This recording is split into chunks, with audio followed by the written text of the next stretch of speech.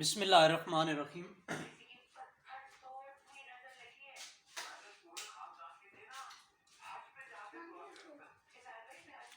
बिस्मिल्लाहिर्रहमानिर्रहीम। अल्लाहुम्मा सल्लि अला मुहम्मद व आलि मुहम्मद व अज्जिल फरज आलि मुहम्मद। Today we are studying. हमने लास्ट टाइम आयनिक बॉन्ड पढ़ा था, तो उसकी कुछ मिसालें मैं और भी दे देता हूँ। जैसे ये Al2O3 है, ये भी एक आयनिक कंपाउंड है, इलेक्ट्रोवेलेंट कंपाउंड है। एल्यूमिनियम के पास इसका एटॉमिक नंबर है 13 इलेक्ट्रॉन है। पहले शेल में 2, दूसरे में 8 और तीसरे में 3 इलेक्ट्रॉन है। तो इसको या तो ये 5 इलेक्ट्रॉन ले ले या 3 लूज़ कर दे अपना ऑक्टेट मुकम्मल करने के लिए। तो 3 इलेक्ट्रॉन लूज़ करना इजी है, इसकी लो है आयोनाइजेशन एनर्जी।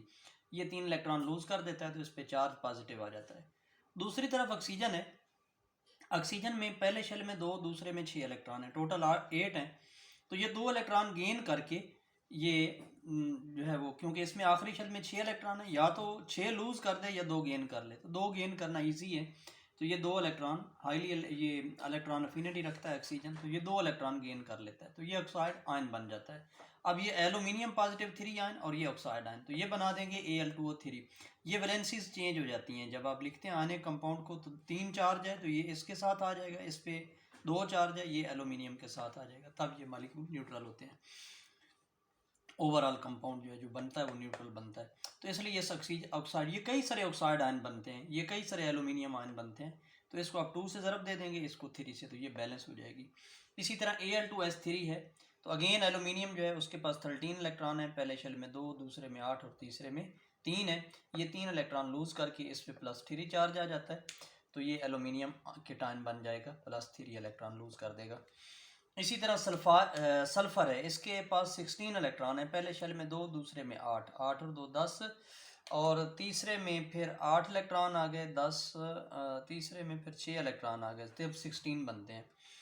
तो ये 2 इलेक्ट्रॉन 6 लूज़ करने के बजाय 2 इलेक्ट्रॉन गेन करेगा, तो अब इसकी भी इलेक्ट्रॉनिक कन्फिग्रेशन आर्गन की तरह हो जाएगी। तो ये नेगेटिव आयन 2 नेगेटिव चार्ज आ जाएगा। अब एल्यूमिनियम पॉजिटिव 3 और सल्फाइड -2 ये आपस में रिएक्ट करेंगे, तो ये बन जाएगी Al2O3। तो वैलेंसीज इंटरचेंज हो जाती हैं आयनिक कंपाउंड के अंदर। इसकी 2 वैलेंसी इसके साथ आ जाएगी, तो इसकी 3 वैलेंसी सल्फ़र के साथ आ जाएगी, S3 आ जाएगा। तो इसको 2 से ज़रब दे देंगे, इसको 3 से ज़रब दे देंगे, तो ये बैलेंस हो जाएगी। MgO है।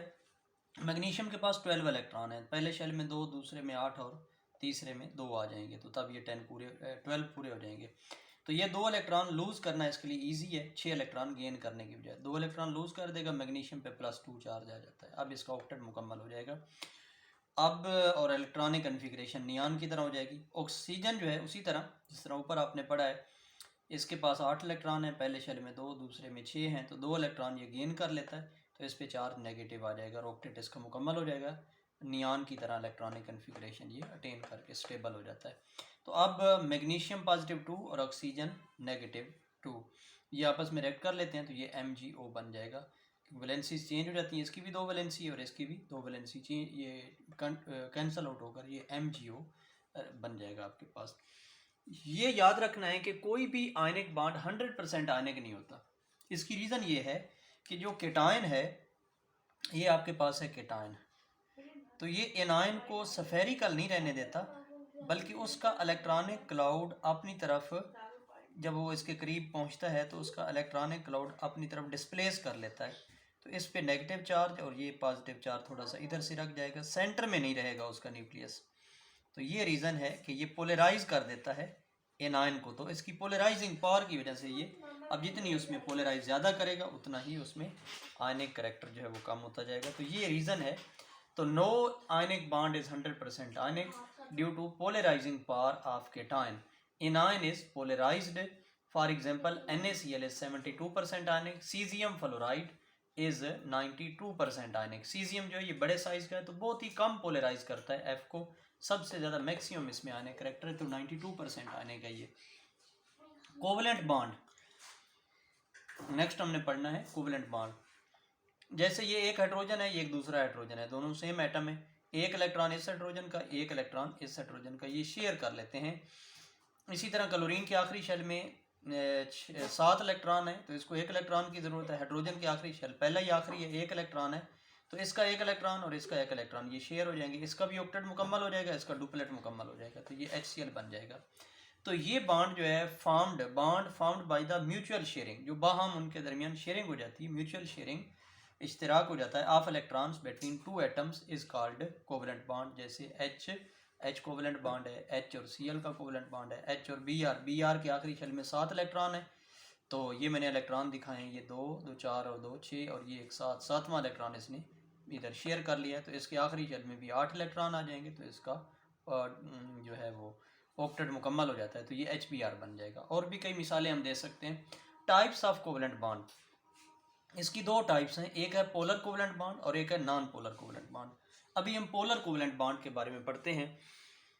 जैसे ये H और F का बॉन्ड है, होना तो ये चाहिए कि एक इलेक्ट्रॉन हाइड्रोजन का है, एक फ्लोरीन का है, तो ये बिल्कुल इलेक्ट्रॉन का जो शेयर्ड पेयर है सेंटर में होना चाहिए। ऐसा नहीं होता, बल्कि ये जो इलेक्ट्रॉन का पेयर है ये फ्लोरीन की तरफ डिस्प्लेस हो जाता है, ये फ्लोरीन की तरफ थोड़ा सा डिस्प्लेस हो जाता है, मूव कर जाता है। तो इसका नतीजा ये निकलता है कि F के ऊपर पार्शियल नेगेटिव, क्योंकि इलेक्ट्रॉन मुकम्मल उसने इलेक्ट्रॉन ट्रांसफ़र नहीं हुआ बल्कि थोड़ा सा उसके करीब चला गया है, तो उस पर चार्ज नेगेटिव आ जाएगा इस इलेक्ट्रॉन के पेयर की वजह से, क्योंकि ये उसके ज़्यादा करीब शिफ्ट हो गया, इससे दूर चला गया। तो इससे पार्शियल का मतलब होता है जुज़वी, कम, आधा, तो इस पे पार्शियल पॉजिटिव चार्ज आ जाएगा। तो ये बॉन्ड कहलाता है पोलर कोवेलेंट। 2 पोल बन जाएंगे, डाईपोल बन जाएगा इसमें। तो bond polar covalent bond, type of covalent bond in which shared pair of electrons is not equally shared, वो बराबर शेयर नहीं होता।